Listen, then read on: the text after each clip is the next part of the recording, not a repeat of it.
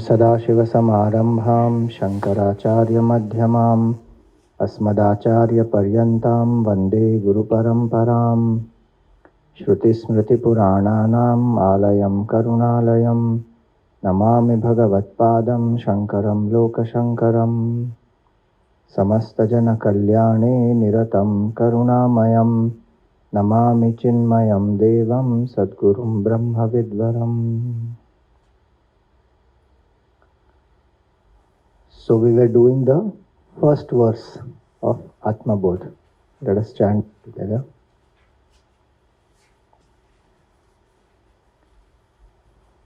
Tapobhikshina papanam Shantanam vitaraginam Mumukshunam apekshoyam Atma Bodho vidhiyate.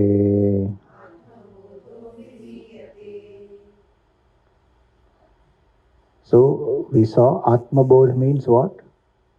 The knowledge of the self. Who is the real I? Atma means the real I. So what is that real I? The knowledge of that Bodh. And the first verse gives us the meaning of the first verse we saw in brief was Tapobhi, by tapas, one who has attained these three things. What are those three things? Kshina papanam, agitations are destroyed. Shantanam, the senses have been controlled. Vitaraginam, the intellect has dispassion. Such a person who is a mumukshu, who intensely wants liberation, for that person, this Atma Bodha is being elaborated. So now what is the first word? Tapobhihi. So what is the meaning of tapas? Austerity. So austerity means what? When we think of the word tapas, what comes to our mind generally? Penance. But what is the meaning of, what picture comes to the mind? Meditation, sadhu, silence, solitude, hardship, sacrifice. Anything else? You were saying something?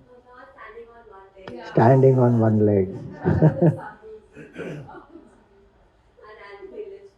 Oh, anthill is formed, yeah. Do we connect tapas to our life? The moment we think tapas, our personification is, it is meant for somebody else, somebody who has renown, somebody is, yeah. Would it be relative also?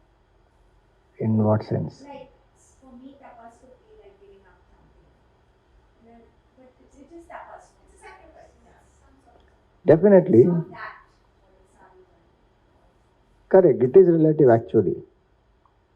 So that's what we want to understand here. Because when we say tapas, then we take it away from our life. Each of us are doing tapas. If you see in the commentary, you just pass on the book here. You'll write something in that. So, if you see in this commentary what Gurudev has said about tapas, his definition of tapas is very nice. You see on page 11, the second paragraph. Every attempt at living in self-control in all our contacts with the outer world, wherein all the efforts are dedicated for the higher purpose of evolving ourselves into a diviner being, is known as tapas. From pilgrimage and fasting to japa and dhyana, all spiritual endeavors at self-control are different types of tapas. Through these methods, one's sins become weaker. So tapas means that every attempt at evolving from where I am to a higher state, to get out of my comfort zone, that is tapas. And one has to rise through tapas one rises higher and higher. If I am not doing tapas, then what will I be doing? I will be indulging or I will be compromising. Either of these two will happen. For a spiritual seeker, both these are not uh, conducive to walk the spiritual path. That's why the word mumukshunam is written there. One who wants intense, who has intent is a liberation, that person doesn't seek sense pleasures or doesn't need to compromise and should not compromise, because otherwise the mind becomes weaker and the agitations will increase. So literally the word tap means to burn. So what will this burn? This will burn the craving for sense pleasure, craving for indulgence. It will burn our laziness, lethargy, carelessness. It will burn all that. That is tapas. So if I am getting up early in the morning at 8 o'clock, if I get up at 6 o'clock now, then that is tapas. If I am sleeping in the night, sleeping early morning actually. One sleeps at 2 o'clock, 3 o'clock, gets up at 10 o'clock. Then to sleep early, get up early, then that is tapas. So it does not have to mean only something which is done by the sadhus and some ghor tapasya and leaving everything. That they are doing because they are fully wanting to engage themselves in that and nothing else they want to think about. But in everyone's life, tapas will be there. And actually, no success is possible without tapas. In whichever field I am, I have to do tapas to get success. Whether it is in sports or in music or anywhere, business, wherever, tapas has to be done. Otherwise, it will not work. So one meaning of tapas is this, that what helps us to rise above our comfort zone, our laziness, lethargy, etc. Second meaning of tapas also is concentration of mind. In Yoga Shastra, tapas is defined that way. Aikagryam paramam tapaha. Supreme tapas is focus, concentration. To remain focused on one thing is tapas. At least at a time I do one thing, that is tapas. And to remain focused on whatever my goal is, then that is also tapas. Because mind can get distracted very easily. So if I have to sit and do japa and not allow the mind to think anything else except that mantra, then that is tapas. Which is what the rishis are sitting and doing there. Either sitting or standing on one leg and praying to the Lord. All that which is happening is a symbolism, and not the symbolism, they are doing it actually. But what it signifies is single pointedness. That they have trained their mind to think of only one thing and keep the mind away from all distractions, live in that attitude of focus. And one who develops that kind of a mind, whatever comes into that mind will manifest. Because that mind is a very powerful mind. So tapas on one hand burns many things, and tapas on the other hand, it also means to shine. Tap means to shine.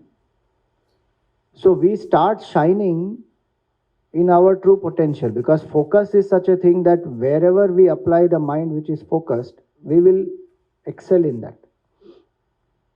So tapas is a very important aspect in a spiritual seeker's life. I should ask myself, what is the tapas that I am doing? Because in absence of tapas, as we said earlier, bhoga vritti will be there and compromise will be there. Then the mind dissipates energy. So in tapas one conserves energy, in indulgence one dissipates energy. So tapas helps to rise. Opposite of tapas makes us fall. So if you see the opposite of the word tap, opposite, if you change the word, it is pat. Pat means to fall. So if I don't live in tapas, I fall. And it can be very simple things also, following a schedule. The day when we have a schedule, that day is much more productive or not. The day there is no schedule, We may want to do many things. We may say, oh, now I got free time. I have to finish this. But then the whole day just goes like that and we don't know where time went. Not even one half of what we would generally do we'll end up doing. Why? Because mind was not focused. So tapas helps to rise, tapas helps us to focus, tapas helps to shine. So one should live in tapas. When we live in the household, we may have to enjoy certain things, there's nothing wrong. But the tendency of the mind should not become indulgent tendency. The tendency of the mind must be to remain focused on what is my goal, what do I want to achieve, and am I moving closer to that or not. There may be goals in life to achieve, and obviously there is one which is a goal of life itself, which is the spiritual truth. Whatever I am doing, is it helping me to achieve that and evolve? If something is not taking me closer to that, I have to overcome that. So tapobhihi. Now, in the Gita, there are 3 levels of tapas which are given. Just so that we are able to practically identify and apply at least one type of tapas at each level. So there is tapas at body level, tapas at speech level, and tapas at the mind level. So what is the tapas at the body level? If you see the definition in the Gita, this comes in the 17th chapter of the Gita. Very beautiful definition is there in that. Not definition, it is various types of tapas at the body level. So first point in that he says is Deva Dvija Guru Prajna Pujanam. Worship of the Lord. Deva. Dvija is a Brahmana. Guru, teacher. And Prajna, wise person. Nothing else is mentioned first. That get up early, do exercise, take care of the body. That is not mentioned as a body tapas at all. Because that is by default one is supposed to do. Gita stand is that. That is by default, yeah. That's a given thing that you got a human body, you better take care of it, do exercise, sleep properly, eat sattvic food. After that, what you do is called tapas.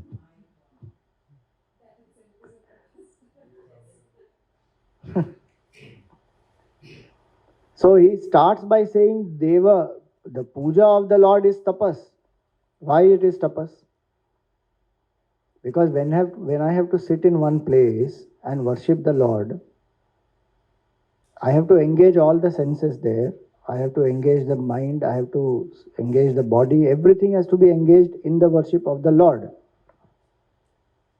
When it is done with bhav, when it is done with single pointedness, then it is tapas, because it brings all this. It brings focus, it brings sense control, everything comes in that. And I should not distract myself at that time. While I am doing the puja, some bell rings, so I have to tell, Arey Chunnu, open the door, Om Namah Shivaya, Om Namah Shivaya. Not required. Somebody will open, why do I have to distract myself? Put on the gas, open the door, take the phone. Is that tapas? Then just casually I am doing some puja. Once one sits to do the puja, nothing else one looks here and there. Unless there's some emergency, such thing, but otherwise, and everybody should know that. Now this person is doing the puja, so now don't disturb. Otherwise they will keep coming. I need to tell you something. Can I tell? I need to ask you something. While one is in puja, so tell them you wait. So Deva, Pujanam. In the earlier days, they used to do ritual. Vedic ritual would be there that they have to every day do Agnihotra. Today we are not doing that Agnihotra. At least one should have the Ishta Devata, one form of the Lord which is dearest, and then do the daily puja there. Because training of the senses and the mind is very important before I withdraw. This point many people don't understand only. They will say, no, I am not puja variety. Okay, very good. You are not puja variety. Are you meditation variety? No, but my mind wanders in meditation. Then which variety are you? Because when I have not trained my senses, if I withdraw the senses don't know what to do. Mind will start wandering only. One will start feeling restless. Beyond 30 minutes, if a guided meditation session is done, the last 15 minutes or next half an hour, if it is a 1 hour session, very restless people become. Because one has not trained the senses at all. Now, if I don't train the senses and I want to sit and meditate, how it will work? That with the form of the Lord, I am engaging all my senses. I am seeing the form, I am chanting the mantras, I am hearing the sound of the mantras, I am offering some flowers, there is smell of the agarbatti. All the senses are engaged in one place. Is that easier or withdrawal is easier? If I withdraw all the senses, don't give them any field, and just mentally visualize the form of the Lord and chant the name of the Lord, which one is easier? The first one is much more easier because I am engaging the senses and I am training the senses. Over a period of time, when I train the senses properly, then that same picture, when I visualize and I have devotion in my heart, the mind will not wander at all. Even a person like Ramana Maharshi said, Pujanam, Japa, Chintanam, Mat. Do it in this sequence. First do puja, then do japa, then do chintan, which is meditation in this case. What we do, straight jump to meditation. Many people don't come to japa also. No puja, no japa. Straight what? Meditation. So sitting down and doing a puja, and that is important, to sit down and do. Train the senses properly. Don't say that, Swamiji, I light one lamp for the Lord. Is that good enough? Bhagavan doesn't need any lamp from us. We have to train our senses. So it may be 10 minutes, it may be 20 minutes, it may be half an hour. Whatever time it is, I need to sit down, engage the senses, not think of anything else at that time. Then that is a tapas at the body level. So Deva, Dvija. Dvija means anybody who has the temperament of a Brahman, not just somebody who is born as a Brahman. And worship of Brahman means what? It's not just literal worship of Brahman. That is not required also in that sense. Worship of the Lord is good enough. Worship of the Brahman means imbibe the values that the Brahman has. That's all. All those qualities which are sattvic qualities. Because what we worship, that we will imbibe. So when we associate with a Brahman, then gain knowledge from them, learn sadhanas from them, different things what are written in the scriptures, understand what is the goal of life, what are the goals in life, what is right, what is wrong. All that when we learn, so Dvija, Guru and Prajna. 3 different categories are given. So Dvija is a Brahmana who is living the life of a Brahman with temperament, meaning who is withdrawn, who is quiet, who is contemplative, who has a subtler perception, that person, Dvija. Guru can mean a teacher in any field. Respect the teacher so that we have the attitude of humility and learning. So Deva, Dvija, Guru. The Guru can also mean realized master. If we get a Sadguru, then best, that is. A Sadguru is one who can lead us to the absolute truth. Then one can actually do both. Learn from the Sadguru and also worship that Sadguru. Because worshipping that Sadguru is equal to worshipping the Lord himself. So Deva, Dvija, Guru. And Prajna. Prajna means a wise person. It can be in any field, any expert in any field. So to associate with them is a tapas at the physical level. Now these 3 which are given after Deva, Dvija, Guru and Prajna. Again, as I said, tapas is important in any field, not to achieve success. Company of people matters a lot. what kind of company I keep. And if I keep company of these people, then the field in which I want to achieve success, I will definitely grow very fast in that field. Today, one of the biggest challenges is we don't find the right company. And the company that we keep may not be conducive to take me ahead. We need good role models, we need good inspiring people. If I keep company of people who are always much ahead of me, which are these three types, these three words indicate such people, I will always constantly keep growing. But if I keep company of those who are only flattering me, my growth will stop. And worst is if I keep company of those who are pulling me down, then though I will reach somewhere else only. So company of people is a very big thing. What is the quote? I don't know, but not sure. Somebody said it, He said that, show me your friends and I will tell you your character. Some such quote is there. So Deva Dvija Guru Pragnya Pujanam. So even our social circle, the company we keep, there are some things, some relationships which are there, just there. But who is in my close circle? Who are the people with whom I spend more time? That company must be chosen very, very carefully, because that will help me in my evolution. So many examples we see how people's company either takes them up or pulls them down. Duryodhan was in the company of Shakuni. Such a talented guy, Duryodhan, fell. Kaikeyi had the company of Manthara. Company of people is very important. Prajna, was Shakuni by any chance any of these three? Dvija, no. Guru, no. Prajna, no. Then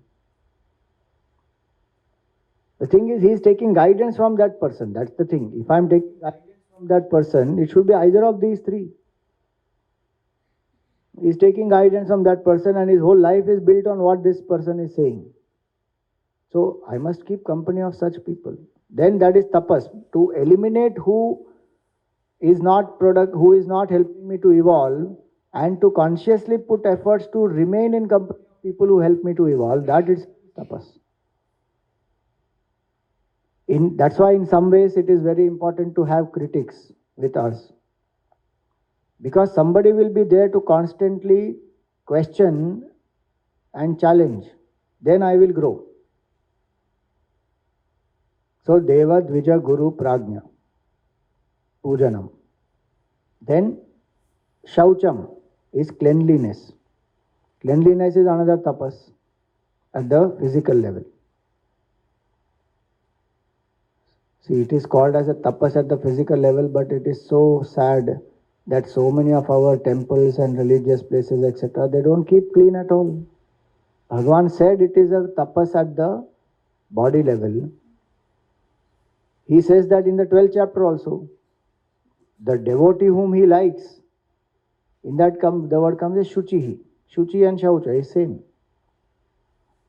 Anapekshaha Shuchihi Dakshaha Udasino Gatavyataha. So devotee is one, who is the one whom the Lord loves? Those qualities are there in the 12th chapter. The devotee who is clean. Forget the temple and things. Bhagwan's murti only may not be clean. So one has to be very clear about that. In our culture, cleanliness is a tapas. Shaucham. Then comes Arjavam. Arjavam means straightforwardness. Arjavam, straightforwardness, one may say, is at the mental level. That mentally I am not hiding anything. But why is it put at the body level, Arjavam? Because our body will express what is going on in the mind. There are many people who put a mask. So there's something else in the body, something else in the mind, something else at the body level. to be able to express what I am going through at the body level is Arjavam. Where I use discrimination and I hold back, that's a different matter. But where I put a mask and I hide, I pretend, then that is not a quality of a seeker. Straightforwardness is the quality of a seeker. Like see Arjun, when he was deluded, very emotionally overwhelmed, and the whole first chapter he gave many reasons why he doesn't want to fight. At the end of that first chapter, he comes down from the chariot and he faces the Lord, throws away his bow and arrow. He's sitting down and he has tears in his eyes. What he was feeling inside, that sorrow manifests in his body level also. And he doesn't hide in front of Krishna. And he doesn't have ego issues that, two armies have assembled, all the warriors are here. Nothing. This is who I am right now. So when in front of, now you see the difference between him and Duryodhan. Duryodhan was feeling very stressed.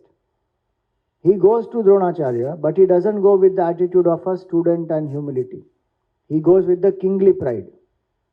And he talks to the teacher with that arrogance. Raja Vachanam Abravi, that these people are your disciples, you better fight the war properly. He actually went to ask for help, but he couldn't ask. At the body level also, so one is at the arrogance at the mind, and then at the body level also, then one doesn't come down, one doesn't have humility, one doesn't express. So who got the solution? Arjun got the solution to his problem. Duryodhan didn't get anything. So Arjava means that where it is appropriate, there I should definitely not hide and hold back. I should express. And where it is that I need to discriminate and hold back a little, that I can do. That is not called pretending. I don't have to tell everybody what all I'm going through in the mind. I open up in specific places. And if somebody says, how are you? I may just say for formality, fine. Or I may say, not too well today. Details I may not express. But I'm straightforward because the face is showing it or the body language is showing it. Then there is no dichotomy in the personality. Otherwise, something else inside, something else outside. Today, that pretension is one of the biggest causes of stress. And how much one pretends? Tapas is not to live in pretension. See, this is called as a tapas today because it has become so terrible. Otherwise, it is not a tapas at all. Not to pretend. Does human being have to be told, don't pretend? But it has become Kali Yug mein, that is what happens. The meaning of the word Kali is pretension and cunningness. Cunningness. One will manipulate and present it in some other thing only. It is not the fact, but something else only is being shown. That is Kali. And Kali Yuga, that is what it is. Satyam is supposed to be the value for Kali. But that value only we don't live and we pretend. Cunningness comes in, cunningness, manipulation, that comes in Kali Yuga, pretension. So in Kali Yuga, this becomes a tapas, straightforwardness, Arjavam. Now and again, you have to, because people are coming with you. So you can still be smart. Being smart. Different front.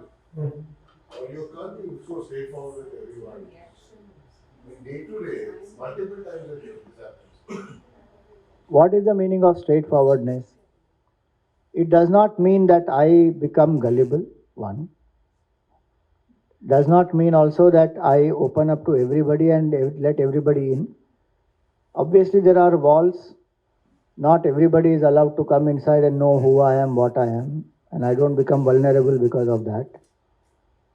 But when I am straightforward, It also means that I do not put on a false narrative, a false show, and tell something to others which I am not or which is false.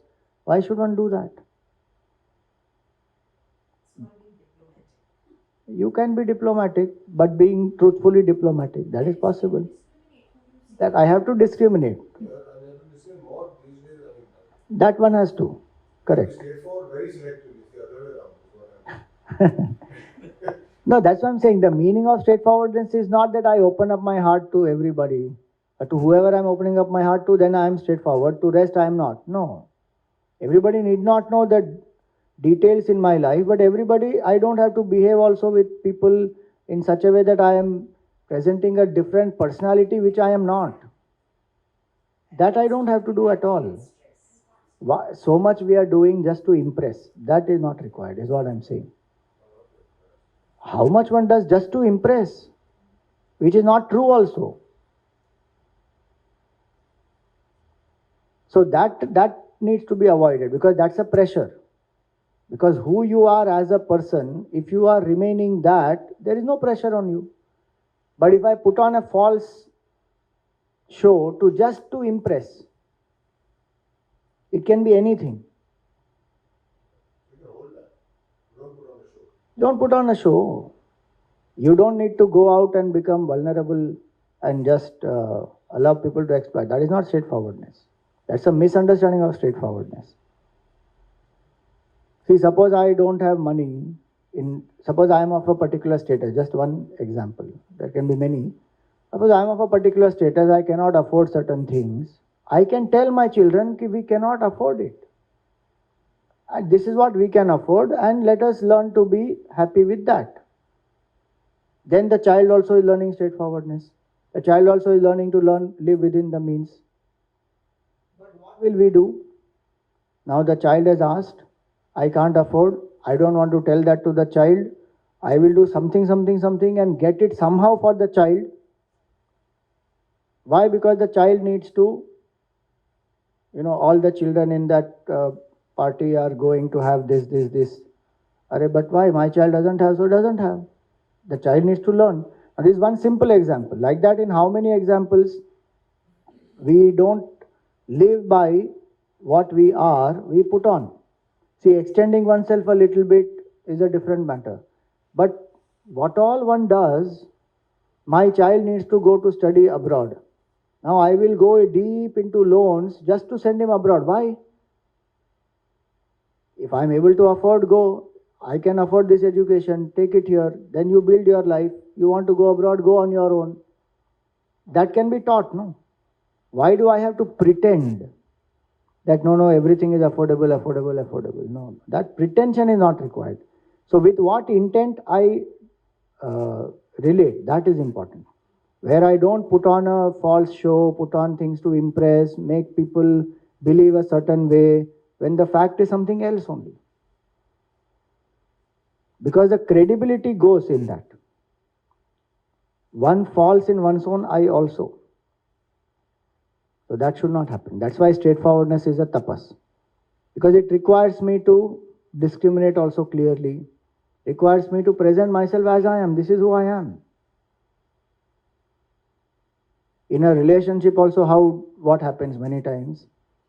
One is trying to impress the other person and puts on the best show, and then after some time when the reality dawns, then one wonders, this person is somebody else only. Now it is too late. Now I cannot do anything. Then both of them struggle and suffer.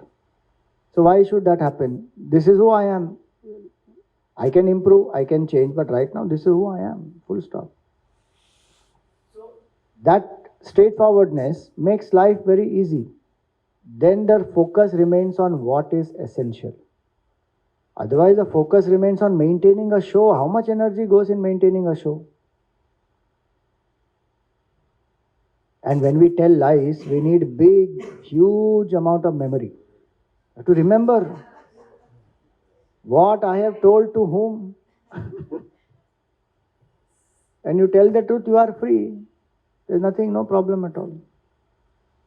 So that is meaning of Arjavam. So three things we saw. What are they? Deva Dvija Guru Prajna Pujanam, Shaucham, Arjavam. And fourth comes Brahmacharyam. Brahmacharya means what? To live in moderation in all contacts with the world is the basic meaning of Brahmacharya. Any excesses I should avoid. To live in moderation itself is tapas. And many of these things today, when we see what was written so many 100 years back, is so applicable even today. Because the extremes we are swinging to.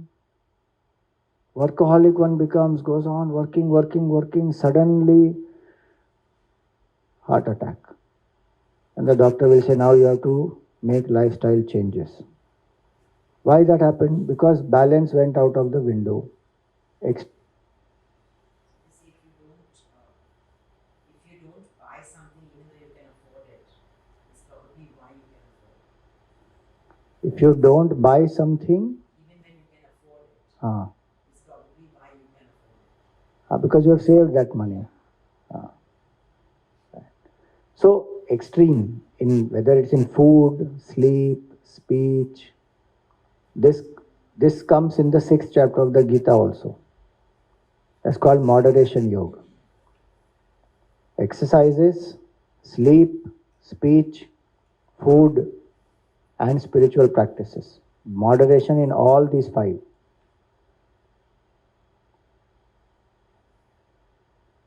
Food, sleep, speech, exercise, and spiritual practice. And one more is recreation. Because that word vihara means both exercise and recreation. Ahara vihara.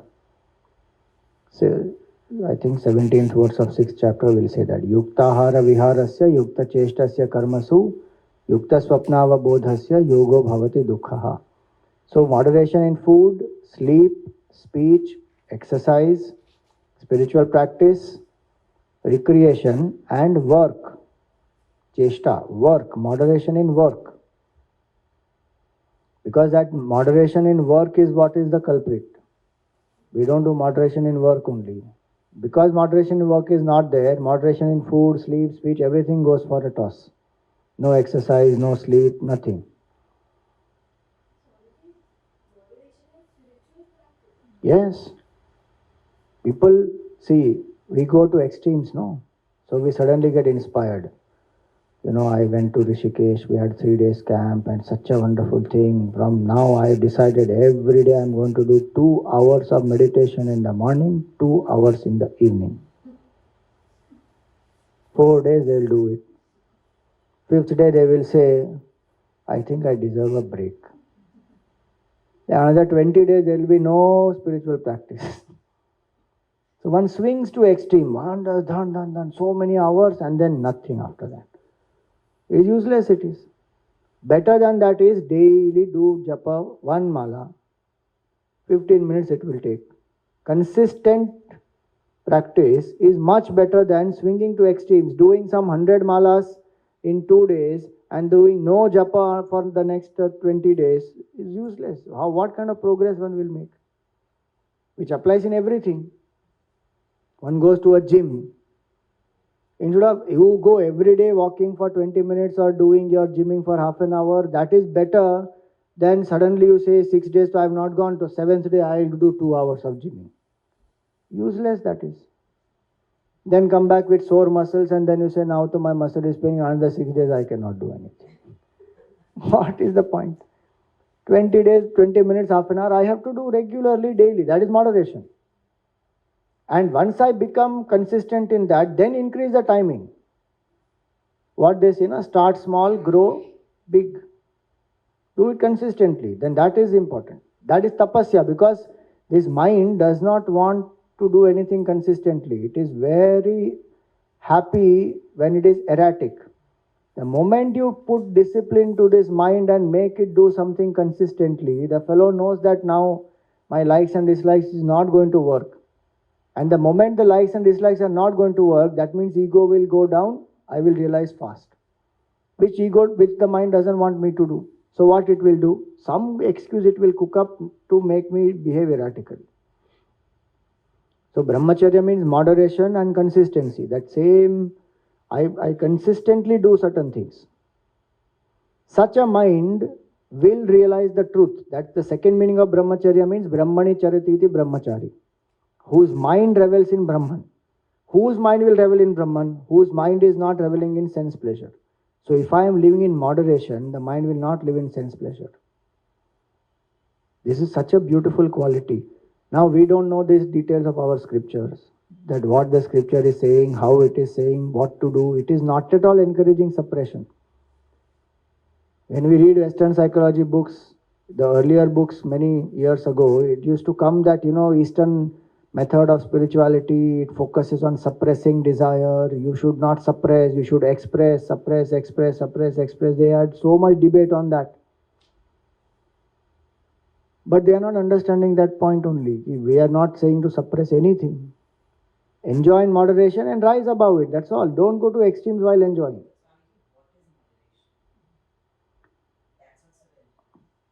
Yes, no doubt. It is relative for each person. So each one will know their capability. Yeah, their threshold you will know. So suppose if we give example that suppose I can eat 3 rotis. That is my capacity. For me, moderation is 3 rotis. Eating just 1, I will be hungry. Eating some 10 is excess. So I know that my middle path is 3 or 4, whatever that is. So that each one has to discover for themselves their capacity. One cannot, obviously there cannot be one standard, everybody has to eat 3 rotis, then that is not workable. But each one has to discover there. So one will know, this is the extreme. In certain things, it will be generally applicable, like sleep. So one will say 8 hours of sleep minimum required for everybody. But then a yogi need not have 8 hours of sleep. Then that yogi becomes an exception. The yogi is one who is conserving energy, doesn't need 8 hours of sleep at all. So those are exceptions. But now in general, everybody needs 8 hours of sleep for the body to function well, for the memory to work well.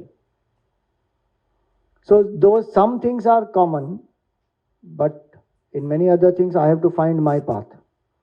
Like somebody may be able to do japa for 1 hour, no problem. That is moderation for them. For us, 20 minutes of japa will be moderation. So each one has to find.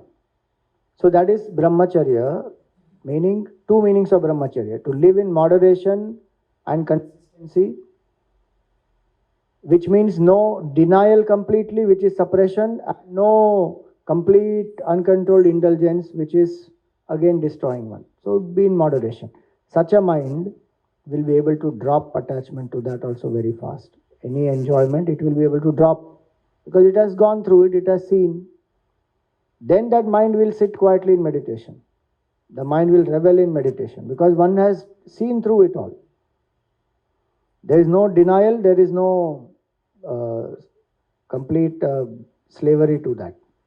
One has enjoyed, one has seen, one will drop it.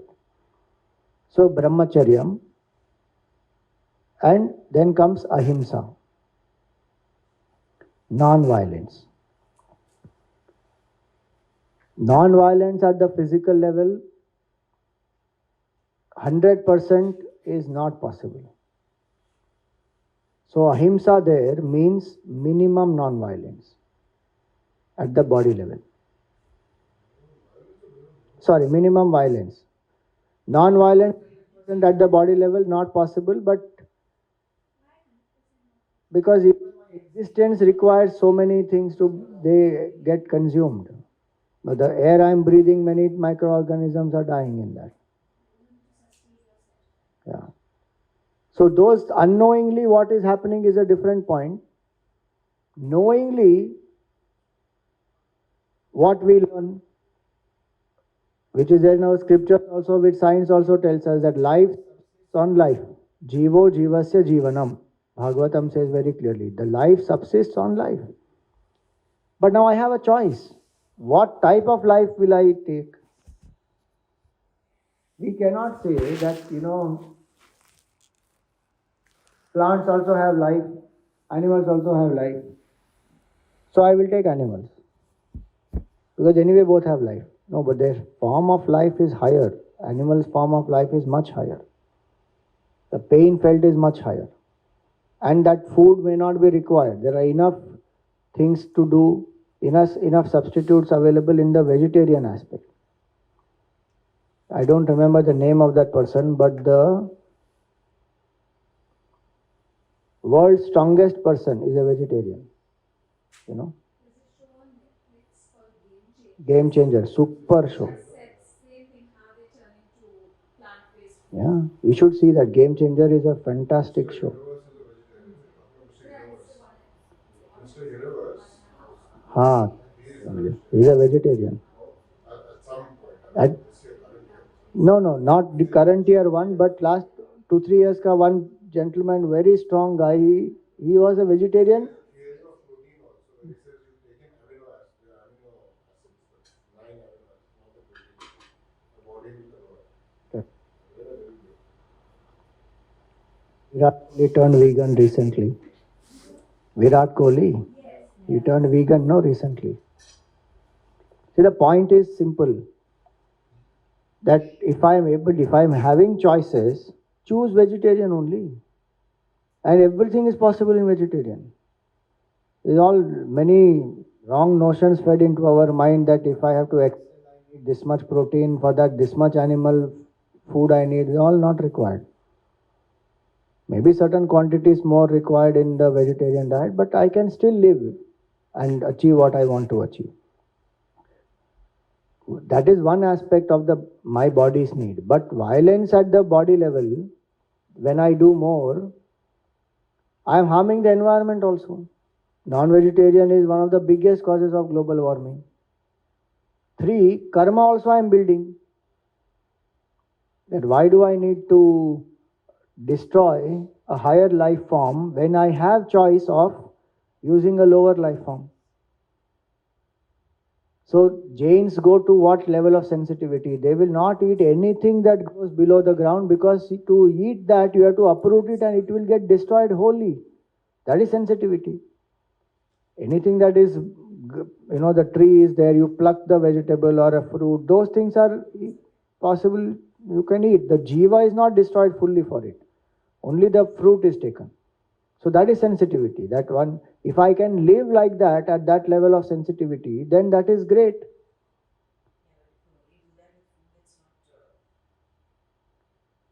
Meaning I have to apply in every aspect of life, not just in food. Violence at any level of life, I must live at body level with minimum violence. Which, with the definition of minimum violence, there is unavoidable violence which is happening unconsciously.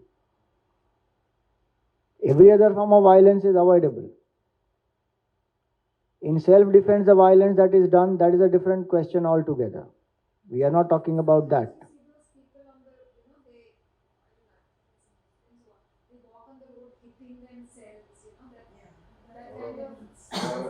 Yeah. But then that's some sort of violence to the body. Violence of the body in the Gita, Bhagavan says very clearly. He gives example, same example in the 17th chapter. Karshayanta sharirastham bhutagramam achetasaha.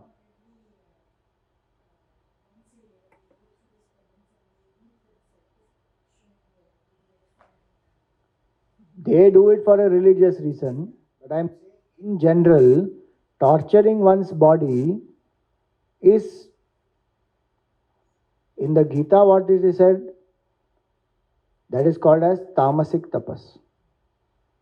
Rakshasim asurim chaiva prakritim mohinim shritaha. So they say they are torturing me. I am indwelling in the body, and by torturing the body, they are torturing me.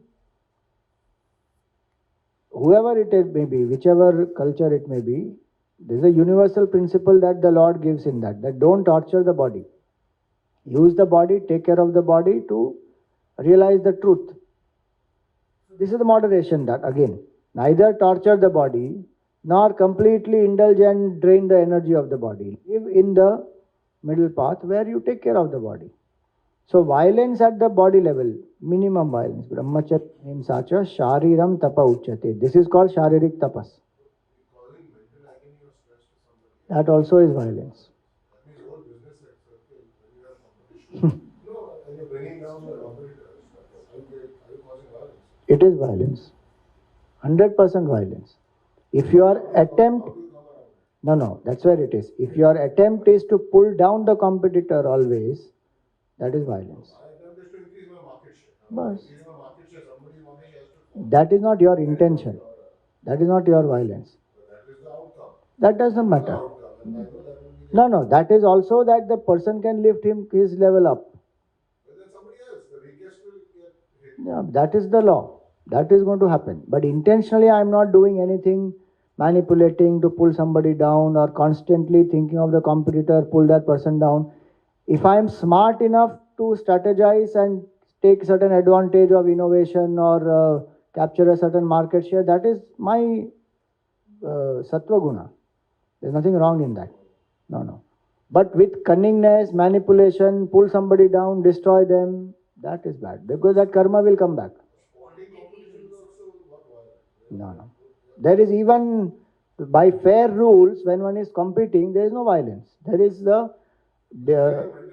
Whether it's good and healthy competition. no. How it will create mental agony? First, and he's coming second. I've created that agony in him. You have not created the agony. That person not taking it well is responsible for their agony. But if you have done something to make that person come second, then you have caused it. Suppose you add something in the food or whatever, some manipulation is done. Then, you nudge that person away. Then that is violence. Then that is wrong. I don't give evidence.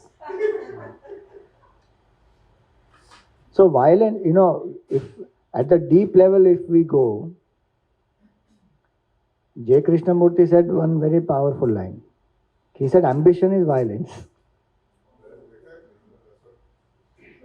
What does that mean? Ambition is violence means what? Ambition which makes me do unrighteous things, that is violence. But then we can't say ambition is violence. No. That's why it is in context. Yeah. It's in context. By itself, ambition is not violence. If you are rising by your effort, by itself is not violence. There's another quotation that says greed is good. Huh? There's another quotation that says greed is good. That is the 100% wrong. Greed is not good at all in anything. There is no context to it at all. And so then that's what Greed is happens. good because then that pushes you to do better. But that has its own stress. The price to pay is so much. That greed is good has been there for many decades now. There are songs on that also. And the many things people do. The greed is good. And contentment, if you have, you will become complacent. So you should not be contented in life. It's all wrong notions. It's all there in our scripture. But the West has to authorize it, stamp it, send it. Then we will say, yes, this is acceptable. Till then we will suffer. Yeah, you see that?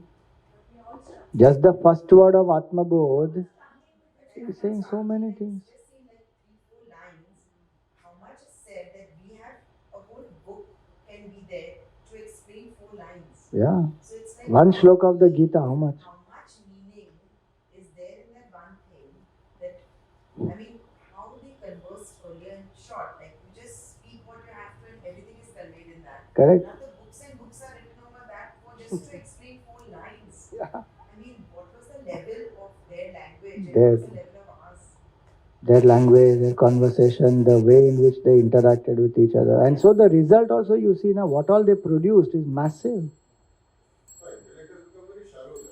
Very. From that standpoint, so yes. So of course, foreign disease is 1 hour to explain. After you also this kind of practice, I am still explaining because I need to do. If you see this, no, and I have not told you so many other meanings still. There's so much more.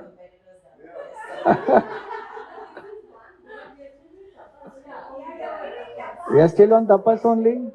And tapas I am doing only sharirik tapas. I have not spoken yet about speech tapas and mind tapas, so I have not started only. Yeah. One should actually take up. This is actually all supposed to be done. It's not. It's a given. It's supposed to be a given thing if I want to be spiritual. Stop watching it. Huh? Swami, that's why you said do this book later. Yeah, imagine if I start this book. After Tattva Bodh, I start Atma Bodh. It takes little time to build up. The warm up is done. Now we are in the, what we call, when we start the treadmill, you start at speed of 3. So that speed of 3 is over. Right now we are at 4, 4.5.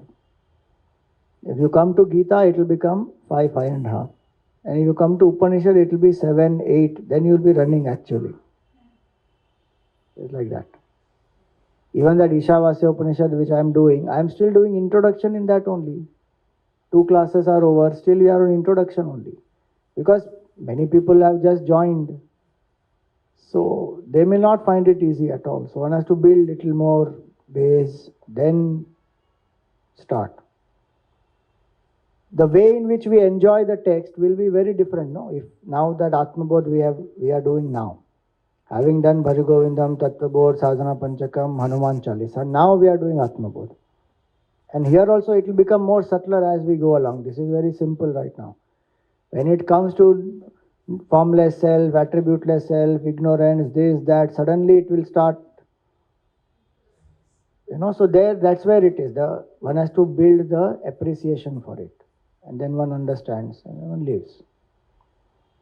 So speech and mind tapas in the next class. Body tapas, what points we learned, till the next class, each one should identify which tapas that I will be practicing for the next 1 week minimum. At least one tapas at the body level. You are welcome to practice as many as you like. But at the body level, at least one tapas. One has to choose. How many we saw? 5, no? Deva Dvija Guru Pragnya Pujanam Shaucham Arjavam Brahmacharyam Ahimsa. 5. Out of the 5, any one. Choose any one. And say till the next class, this one tapas I will practice. Discipline is not tapa. Discipline is a prerequisite to tapa. No, in moderation it comes now. Brahmacharyam it will come. In the meaning of the word tapas itself it comes. That when I discipline myself, it's a tapas.